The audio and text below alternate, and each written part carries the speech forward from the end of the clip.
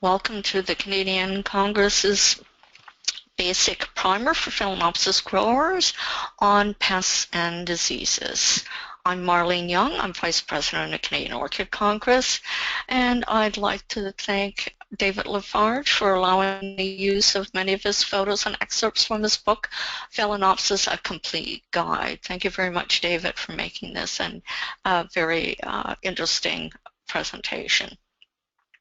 Now we're going to look at the 5 top tips for beginners, and frankly, what we probably should have done is title this presentation How to Prevent Pests and Diseases, because we're going to look at how to keep your collection safe, how to identify the source of a problem, recognizing some of the more basic common pests and diseases that you may run into with your Phalaenopsis, how to use safe home remedies, and how to find the right information.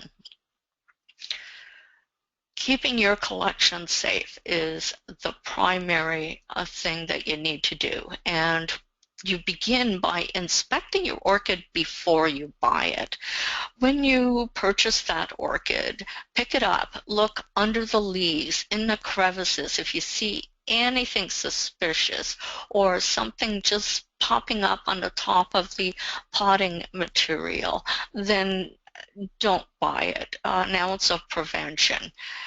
Now, if you haven't seen anything, segregate that orchid when you bring it home, because there could still be some suspicious insects in the potting medium or in a hidden area of the leaf. So it's best to segregate that new orchid for 4 to 6 weeks. Not only that, but you're going to check it carefully every week to see if nothing's developing. It's also a good idea to inspect all of your orchid collection, because quite honestly, it's so much easier to eradicate just a couple of little bugs on one Phalaenopsis than to deal with all of these pests being spread through your whole collection. Keep your plant area clean and free from plant debris. That's a perfect hiding spot or a spot to develop fungal diseases or any pests that may come into the area. Healthy plants do defend themselves. And part of keeping these Phalaenopsis, your gorgeous orchids, is the environment, that you have the right light and temperature, that the potting materials are fresh, that they haven't decomposed, and they are suited to your watering habits. And that leads us to the most asked question ever, is how much water and when? Here's a perfect example of a Phalaenopsis. And when I look at this, you can see by the leaves that they are a nice medium green. If I looked at the leaves here and the leaves were very light green, I would know just by looking at this plant that it was getting too much light. Now, Phalaenopsis their leaves go very, very dark if they're not getting enough light. So what you're looking for is a nice, healthy, medium green leaf. The other thing you can look at here is, look at these flowers. They're pristine. There's no fungal spots. There are no marks. This is one very healthy plant. I can't say enough about clear pots. I just love them.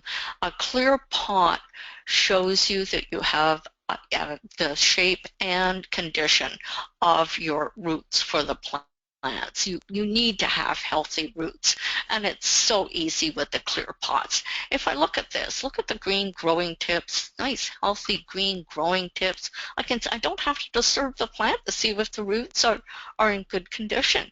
They're happy, they're growing. Not only that, but I can see, if you look here, you can see the moisture along the side of the pot. So without even feeling the pot, just by looking at it, I know that it's still damp and it doesn't need watering. Light and temperature. Most Phalaenopsis don't tolerate strong lighting. Again, we went through just by looking at them, and they'll tell you whether they're getting enough light just by the color of their leaf. Another common question is, oh, I must have to increase the lighting because it's not flowering.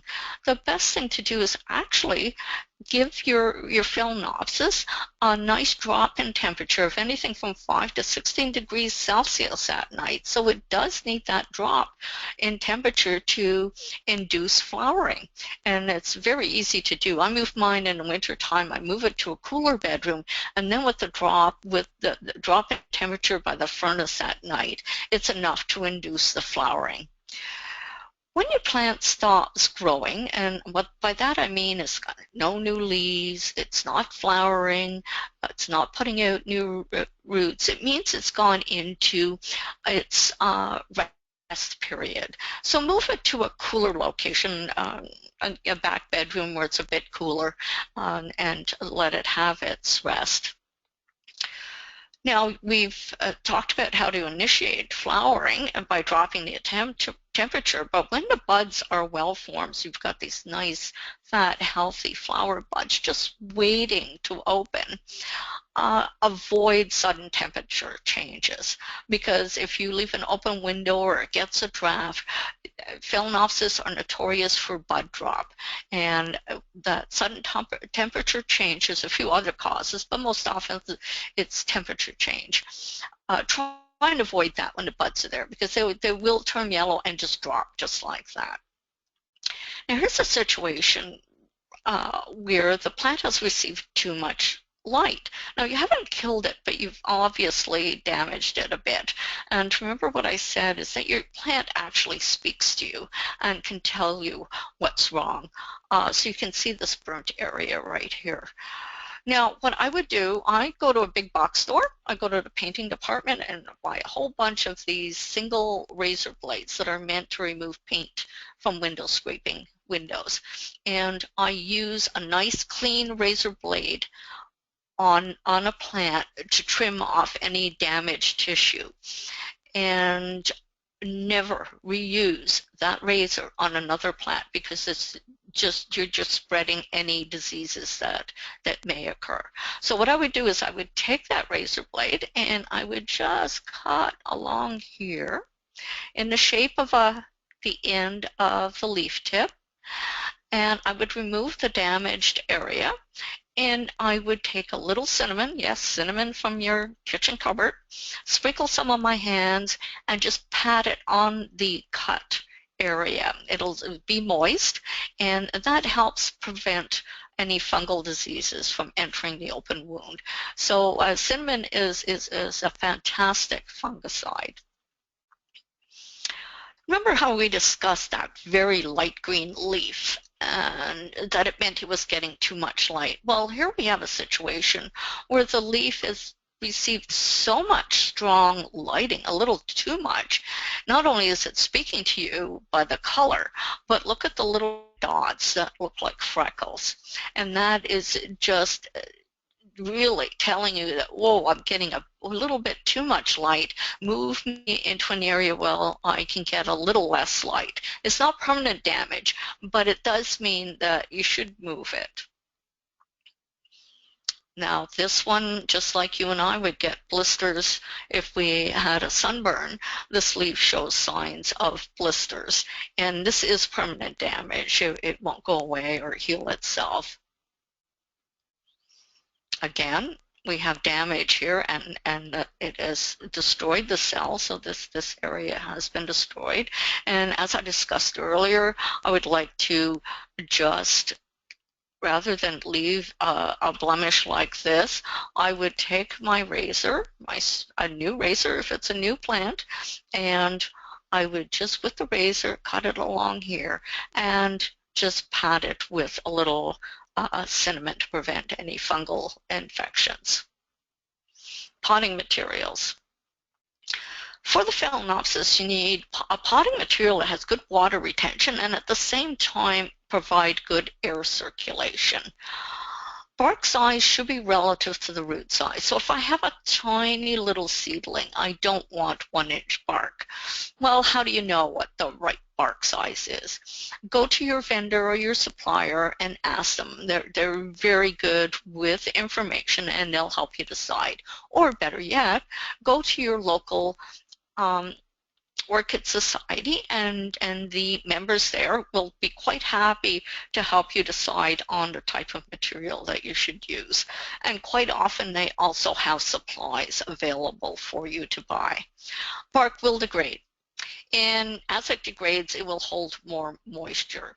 So you will have situations where you will get this sour smell if you smell it, and you know that the bark has degraded. So it will begin to hold moisture. The bark has a limited life cycle. Quite frequently, when you purchase your Phalaenopsis from the big box stores, they're sold with sphagnum moss, and sphagnum moss holds a lot of water. Overwatering is the #1 cause of death in Phalaenopsis. It's quite useful for the box stores because they don't have to water often, but you do have to be careful with using sphagnum moss. And you can speak to 10 hobbyists, and those 10 hobbyists probably have 10 different mixes. All of them will be good. So if you hear many different mixes being used for Phalaenopsis, they're very flexible plants, and it's quite okay to actually have different mixes. They do well in quite a few varieties. Now, if I was to look at this, and most beginners would, I'd look at it. It looks wilted. It does look like it needs water.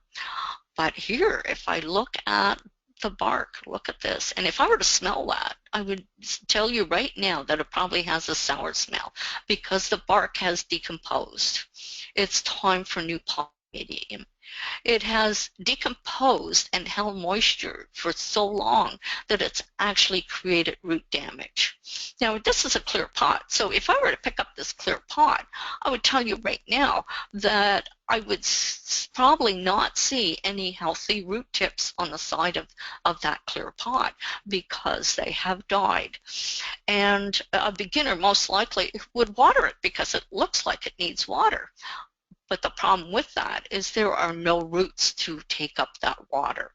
So the thing you need to do is repot this Phalaenopsis, get rid of that old mix, and get some nice, clean, fresh mix and a new pot, and let it develop a new root system. And again, we do have another potting session, a presentation that will show you how to do that. The most common question, watering, how and when? Well, it depends on all of these factors. Watering is different for each situation, for the size of pot, how much humidity is in the room, how often you water it, the potting material. So you water when the compost feels dry or the pot is lighter. The best thing to do when you're watering, no, not the ice cubes. And I know many of you have heard that, 1 or 2 ice cubes. It does sell a lot of orchids, but that's not what your orchids need. You take your Phalaenopsis to the sink and use intermediate water from the tap and just flush that water. If you have good city water, you just flush that and let the water run through, and that just freshens the mix, and it removes any standing contaminants that may be in there, or salts that may gather through there. Now remember, after watering, that quite often water gathers in the crown of your Phalaenopsis. So tip it sideways to remove the water from the crown. Phalaenopsis do not like water to be left standing in the crown of the plant. When you water, as I said, water abundantly and wet thoroughly. It's not a spelling mistake. Fertilize weekly during growth. Now, when your Phalaenopsis is growing, it's good to give it a little, just a little, a reduced amount, better to under-fertilize than over-fertilize, a little bit of fertilizer every week to help it along, and a very weak solution. So it is weekly during growth. Here's the situation. Remember I said be careful when you're mixing your fertilizers. And this is because the concentration of fertilizer was too high.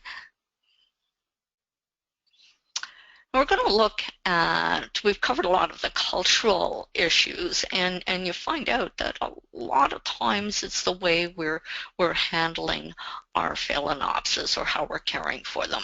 But every once in a while, you do run into a situation where you have to deal with some of the common pests and diseases. Now, this is just a very brief overview of some of the more common pests and diseases. We're going to look at scale, aphids, mealybugs, some of the fungal infections, and viruses.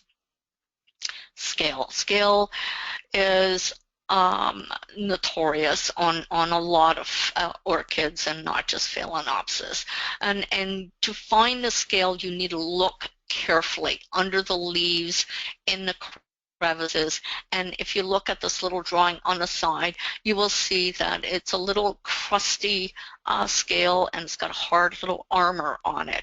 Now, if you use a cotton swab and you dip that in ordinary rubbing alcohol from the drugstore, and you wipe the scale, the leaf, you'll see that it actually removes the scale right off the plant. So you have to actually put it on the scale itself to be effective. And I do rinse the alcohol off after I'm finished. So I give it a nice little spraying. Again, remember, don't leave standing water in the crown of the plant. Now, for sure, you're going to have to repeat this every 10 to 14 days till you don't see any, because they will have laid eggs, and those eggs will hatch and produce adult scales. So there is a cycle of 10 to 14 days where you have to repeat the process till you can't find one on the orchids. Aphids. It's not really a common problem for Phalaenopsis, but frequently if you put them outside and you have a nice shady porch for the summer, it's great for the Phalaenopsis, but occasionally you can get an attack of aphids, and you've seen these on your roses and in the garden. Take the hose and you can actually literally spray them off, and a good burst of water will remove them. Another good solution is to use insecticidal soap. Follow the instructions, and you can buy this at Canadian Tire or any of the box stores and use that. Again, repeat if necessary every 10 days if you missed a couple, but they will suck the life out of your plant. So you need to be vigilant and to make sure that they're not infesting your Phalaenopsis. Mealybugs, and for many new growers and experienced growers, we've had to deal with this. To me, this is the most frustrating pest of them all, and it is a frequent pest of Phalaenopsis, and they hide well. They hide in the leaves, the bracts, and under the flowers. They are controlled manually by using a solution of rubbing alcohol that is reduce at 1 part rubbing alcohol to 9 parts water in a spray bottle, and I add like 1 teaspoon of liquid dish soap, the regular liquid soap that you use in your sink, as a wetting agent, and you spray them, and it will kill them. You can use a small bit of cinnamon bark essential oil in the spray. That's also effective. Now, I always, if I see mealybug, I will use a spray and I will repot my Phalaenopsis, because mealybugs are notorious for getting into the potting material. So I get rid of the old potting material, I get a sterilized new clean pot and new material, new potting material, and I will repot my Phalaenopsis regardless of the time of the year. And again, be very, very vigilant, because they are determined. They hide really, really well. But repeat the process every 10 to 14 days, I say, as necessary, but trust me, you will have to repeat it. But it's a simple solution to rid your collection of that pest. Fungal diseases. This is not necessarily the best way to diagnose it, because a lot of the symptoms are similar to cultural problems, but you're going to get spots under your leaves, round spots, soft rot on the leaves. Now, the soft rot, remember, I keep reminding you, if you water or water collects in a crown of the pot, in the crown of your plant, to tip it to take the water out. So you've got a lot of different gray spots close to the tips of your plant or the leaves. It's just like a gray mold. And pale, dehydrated, and deformed leaves can be a symptom. And the roots, the soft rot, remember that dehydrated plant we looked at earlier? Well, that has soft rot. The potting medium had rotted away. It stayed wet constantly. It rotted the roots. And now you need to repot this in some fresh medium so that the plant, if you're careful, it will reroot. You can see some of the it's trying hard because it's a new root, but it's staying on top because it does not like the rotted compost. Here are some versions of fungus on the leaves of a plant.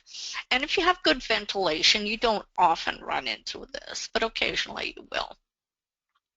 Viruses, they're just like you and I, picking up a virus, they're unknown organisms, and it can weaken the plants, and it's spread through handling. It could be the insects. Look at the aphids. It could go from one plant to another, passing the virus from one plant to another. Or if you're not careful, and you're not careful with decontaminating or sterilizing your working material or tools, you can spread the disease from cutting one plant to cutting another with the same tool. I really, really like the disposable razor blades because I only use one razor blade per plant. There is no cure. Now, these are some of the symptoms of viruses that affect the Phalaenopsis. You have the Cymbidium mosaic virus and a Phalaenopsis mosaic virus. There are tests that you can order. There's little tabs and very easy to do tests to confirm whether your plant has a virus. Just make sure that if you have virus plant that it is removed from the rest of your collection and isolated or destroyed once you've confirmed the virus. Now, if you look here, you can see by looking at the leaf why it's called a mosaic, because there is a mosaic pattern. Now, the key information we've looked at today is an ounce of prevention. Always isolate new plants. Keep your area clean and be observant. Identify your pests or diseases correctly. If you're having problems, like we looked at some of the cultural and some of the fungal, and sometimes it's hard to tell the difference. Follow directions for remedies and always test on a leaf first. I've made mistakes with my cake mix because I've forgotten or mismeasured something and made a mistake. So better to be safe than sorry. So always test any of these remedies on a small area or one plant before you use any remedy on your whole collection. Avoid strong light after treatment. It's like you and I, if I were to put an antibiotic and go out into the sun, it's likely to burn. Know the life cycle of your pest. We've been through quite a few, especially the mealy bugs, where you need to repeat the process every 10 to 14 days. If you wait 3 weeks, you know that you're going to full-blown infestation again. And complete control program. Quite frequently, one application isn't enough. And the bottom line is, for expert help and information, join your local orchid society. They're in your neighborhood. They're happy to help you. If you do have a problem plant, please bring it in, either a leaf or in a plastic bag. Keep it isolated from any of the plants that may be at that meeting, but there will be someone there to help you diagnose the problem. So thank you for listening to this presentation. We have lists of local societies on our website, and for more information and more details on pests and diseases, please visit our website. Thank you for joining us today. And if you have any questions, please feel free to ask any of the moderators. Thank you.